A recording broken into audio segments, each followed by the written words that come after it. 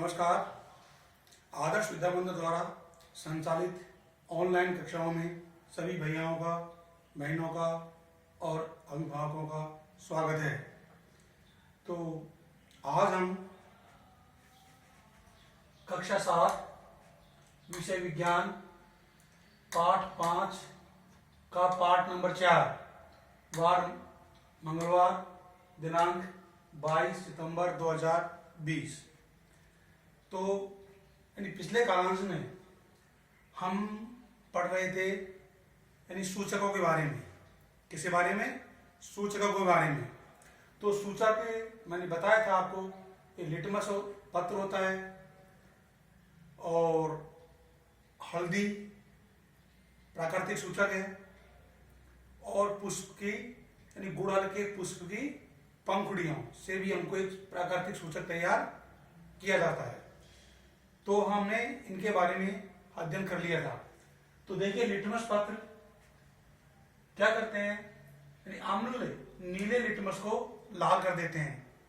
जैसे कोई विलयन अम्लीय है तो हम नीले लिटमस पत्र पर डालेंगे उसको तो क्या हो जाएगा? लाल हो जाएगा। और इसका विपरीत क्षार लाल लिटमस पत्र को नीला कर देते हैं। तो ये बात हमने पहले पढ़ चुकी है। हम ये बात पहले हमने अध्ययन कर लिया है। अब एक अनेक प्रकार का सूचक जो अभी तक आपने उसके बारे में बहुत कम सुना होगा या आपको जानकारी नहीं है, वो हमारा सूचक है फिनोप्थेलीन। क्या सूचक है? फिनोप्थेलीन। अब फिनोप्थेलीन जो सूचक है उसके लिए अपने क्या करते हैं, एक छोटा सा क्रियाकलाप है। ये क्या है? छोटा सा प्रयोग है। देखिए क्या है कि एक परनली में 1/4 भाग तनु HCl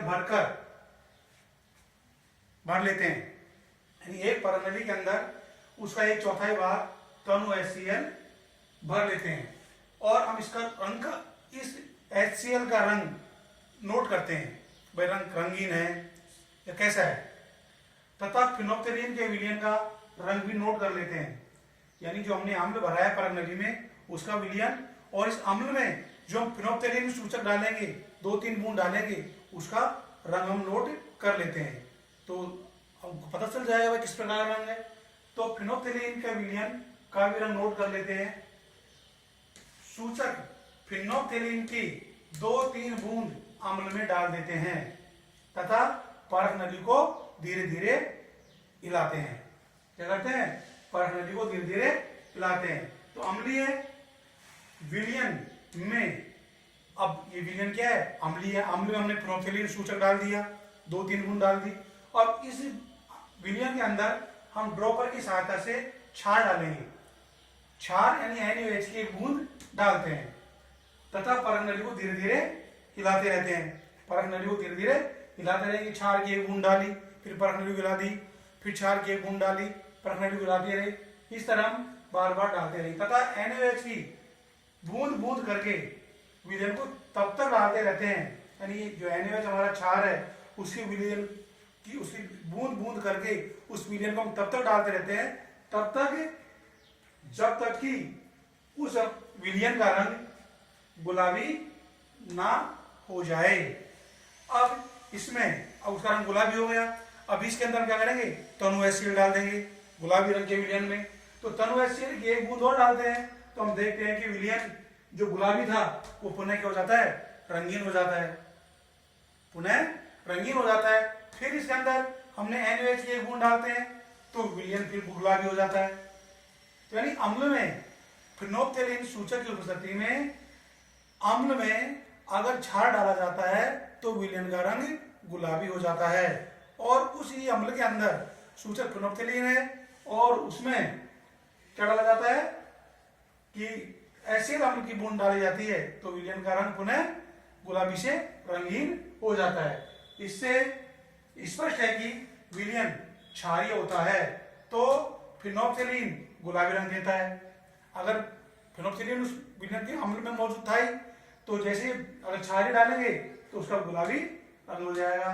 तो इससे यह स्पष्ट है कि विलयन क्षारीय होता है तो फिनोप्थेलीन गुलाबी रंग देता है, और इसके विपरीत जब विलयन अम्लीय होता है तो यह रंगहीन रहता है। तो इस प्रकार हम विलयन की यानी फिनोप्थेलिन सूचक की सहायता से हम विलयन अम्लीय है या क्षारीय है हम इसकी जानकारी प्राप्त कर सकते हैं। तो ये जो हमारा फिनोप्थेलिन है ये सूचक के रूप में इस प्रकार काम करता है। यानी कोई भी जैसे अम्ल है, फिर दोबारा आप देख लीजिए, वैसे बता रहा हूं मैं आपको समझाने की दृष्टि से। ये अम्ल है, अम्ल में 2-3 बूंद फिनोप्थेलिन की डाल दी, फिनोप्थेलिन की डाल दी तो अम्ल प्लस उस परख नली में अम्ल प्लस फिनोप्थेलिन हो गया। अब इसके अंदर हम क्या डालते हैं, कोई भी क्षार जैसे NaOH है, क्या है NaOH है, यानी सोडियम हाइड्रोक्साइड डालते हैं और धीरे धीरे बूंद बूंद करके डालते रहते हैं और परख नली को हिलाते रहते हैं।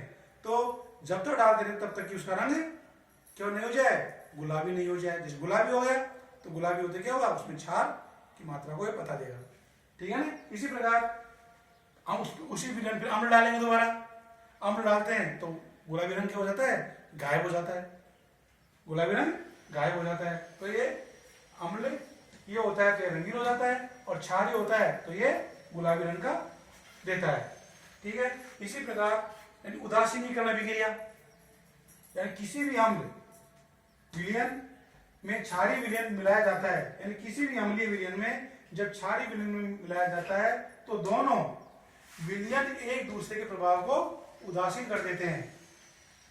क्या कर देते हैं, ये क्रिया कहलाती है उदासीनीकरण अभिक्रिया कहलाती है। इस अभिक्रिया में ऊर्जा मुक्त होती है तथा नया पदार्थ के रूप में लवण तथा जल निर्मित होता है। इसको जैसे ऐसे समझ सकते हैं, अम्ल प्लस क्षार, लवण प्लस जल।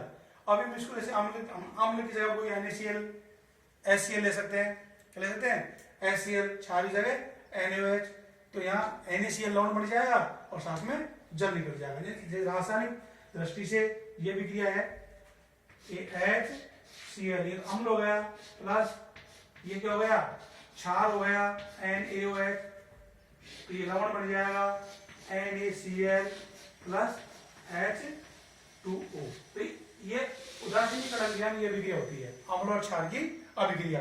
ये बन गया लवण और ये बन गया जल।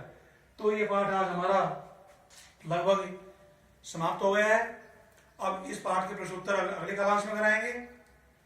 धन्यवाद।